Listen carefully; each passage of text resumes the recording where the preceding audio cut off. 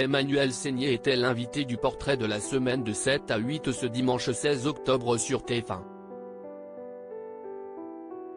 Interrogée par Audrey Crespo-Mara, la sœur aînée de Mathilde Seigner est revenue sur les nombreuses accusations d'agression sexuelle qui concernent son époux et réalisateur Roman Polanski avec lequel elle est mariée depuis 33 ans.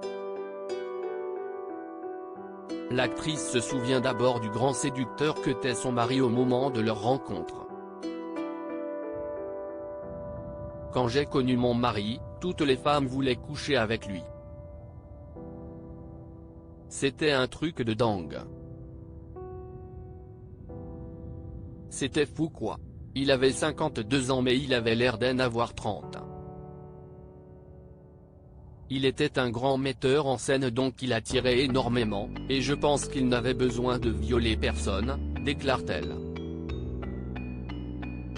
Ce genre de militante féministe, je ne sais pas si on en a besoin.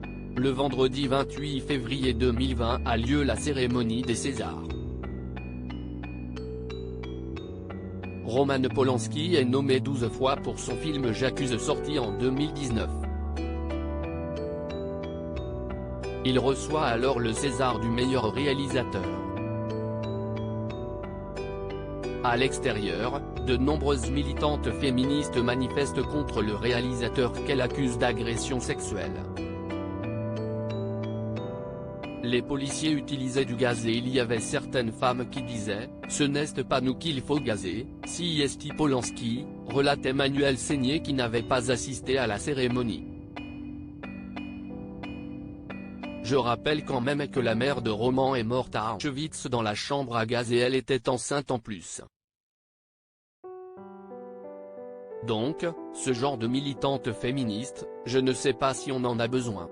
Nous assistons à beaucoup d'abus de mensonges qui décrédibilisent ces victimes malgré toutes ces accusations qui attaquent son mari. Emmanuelle Seigner soutient le mouvement #Méto, il y a des très bonnes choses dans #Méto, si est à dire que si est très bien que la parole se libère.